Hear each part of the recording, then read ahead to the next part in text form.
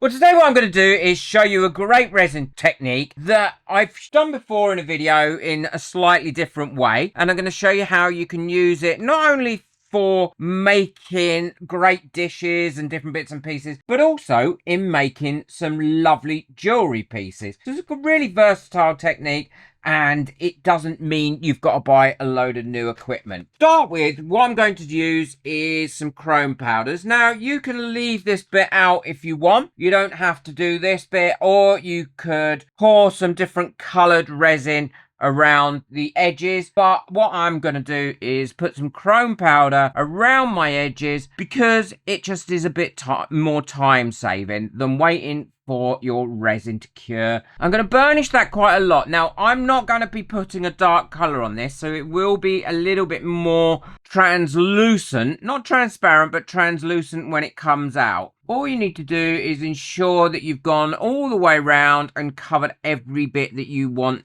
to be covered. Again, I like to use sponges. I say this in every video where I use this. I like to use a sponge rather than a brush to do this with because I think it gives me a better result.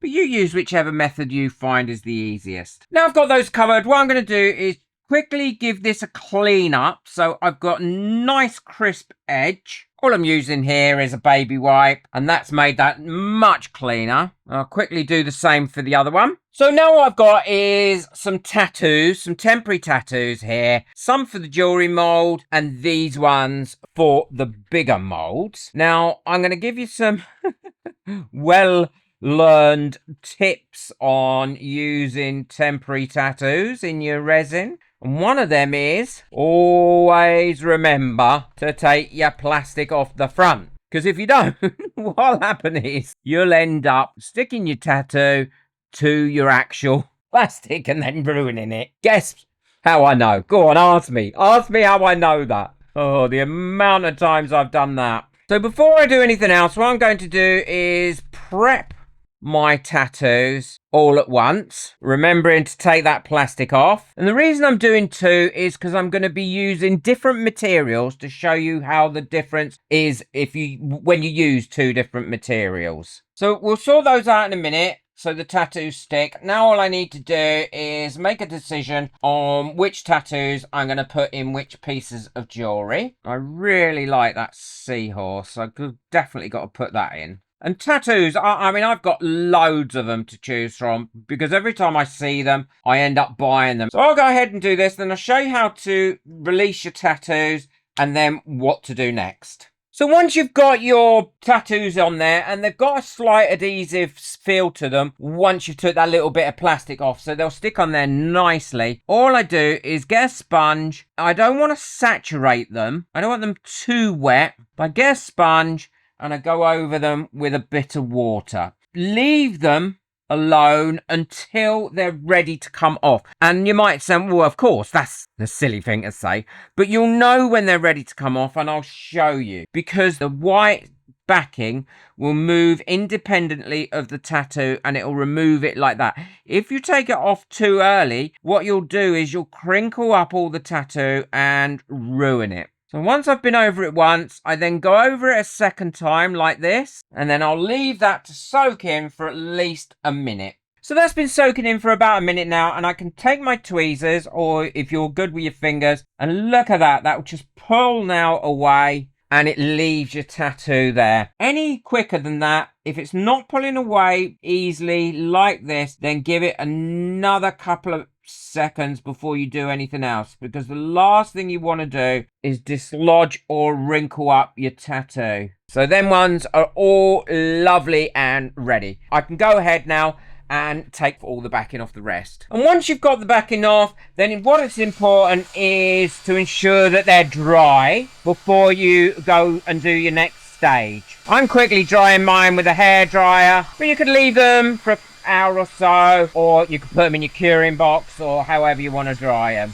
That way you are definitely going to get a really good finish on them. If there's any water in it, it's not going to affect what you're going to be doing with your resin. So while that's drying, what I'm going to do is get my plastic ready, and this is what gives you the special effect on this. Now all I've got here is one of these thinnish plastic bags. It's already got some ripples in it, but I'm going to put some more in. Now, if you haven't got a plastic bag, you can use a bit of plastic wrap. I don't find it's as good, but it does give a slightly different effect. I'm going to quickly cut my plastic, and you need your bits of plastic bigger than your molds. Doesn't matter if they're quite a bit bigger, but they do need to be bigger. Because if not, the edges can fall in and it can be really difficult to get them out. But this way, you won't have any problems. So one of those I'm going to be doing with the plastic, and another one I'm going to be doing with the plastic wrap, the thinner stuff.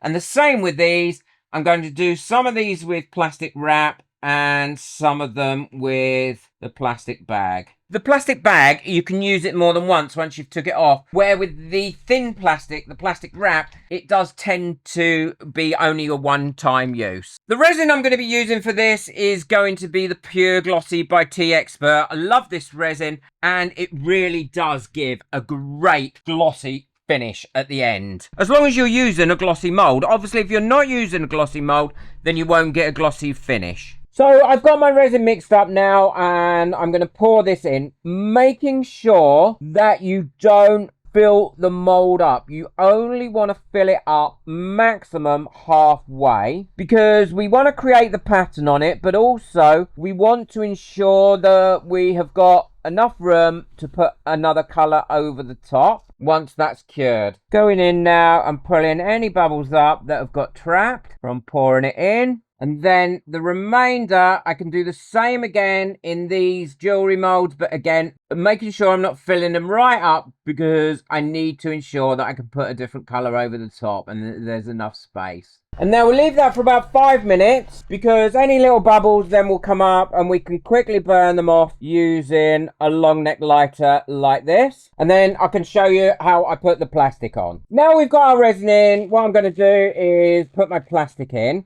And I'm going to screw that back in there like that and get some good old wrinkles in this. Now you will get some trapped air in it or underneath it, and if you want to get rid of that, just lift up your plastic and push your air in however you want it. So that's that one. And now with the sheet of clear or cling wrap, you can actually get a lot more wrinkles in this one. There we go.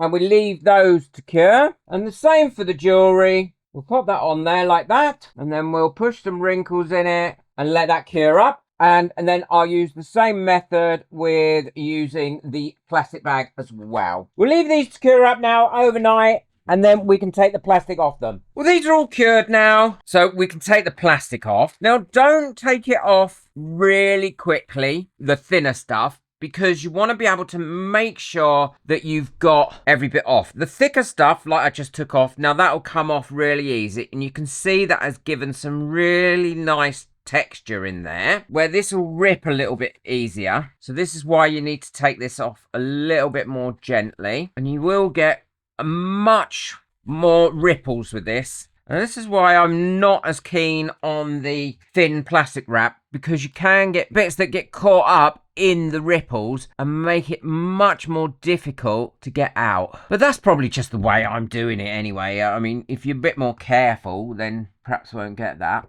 Now just break away any bits that have gone over the edge. As long as they're level with the mould, that's all that really matters. But don't break the seal between the mould and the bottom of the mould. But you can really see the difference. Look how much more rippled those ones are than those ones. And the same will apply for the jewellery as well. So when we take that off, see that that has got a nice ripple in it, but not as heavy as the ripple that you'll get from thinner plastic wrap. So you can see the difference there. They're the plastic wrap ones, and they're the ones that I use the thicker plastic with. And I can use that plastic again, but I can't use that again. So for the next stage, what I'm going to do is use chameleon powders to brush on these before I go ahead and put the final coat of resin down. Now, if you haven't got chameleon powders, then you can use mica powder. Now, I don't want this to be solid on here. I want it to be like that. So you can see it, but still see a little bit through it.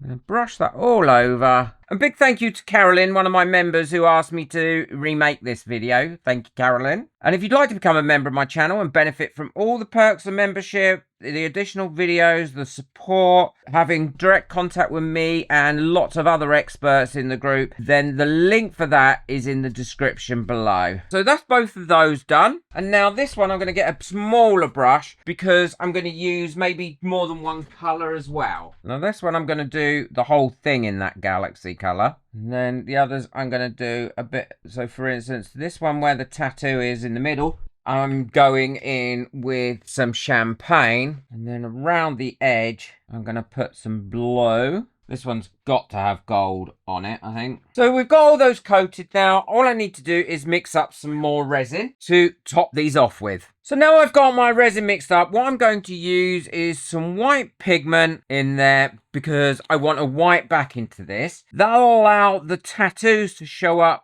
a lot better if you put a really dark backing on it. Because the tattoos are dark, you know, they've got black lines and things in them, then you're not going to get them to show up as much. So I'm going to make sure that's fully mixed in, and now I can pour this over the backs of these. And then what we can do is we can leave these to cure or pop them in our curing boxes, and then I can show you what they look like finished. And you'll be so surprised. They do look amazing. And because we've got ridges in there, that is going to find it difficult to find its own level because the ridges are acting as a barrier. All you need to do is go around and ensure that you've got this right to the edge of everything. And then once you've got it to the edge, it will start to find its own level once you've got it high enough. These are all good. I can't wait to show you them. It's such a simple method and it gives a really good result. This is the one that I use the cling wrap on. So you've got really defined wrinkles on that one. And it does give such a great effect, almost like a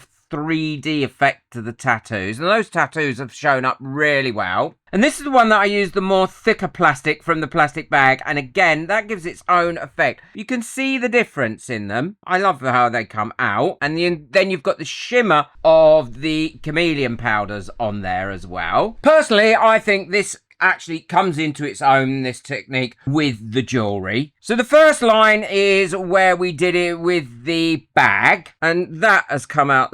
I love it. I love the effect it gives here, and you can see that planet behind. There's the rose, and there's the seahorse. Look at that one. I think that's come out really, really pretty. And this is the plastic wrap ones. There's the deer, or the stag, I should say, and there's the butterfly. They've come out really well. I like both techniques on that, and it's so easy just to turn these into really nice looking pendants. As soon as you put these on, it seems to transform whatever you've made into a proper looking pendant.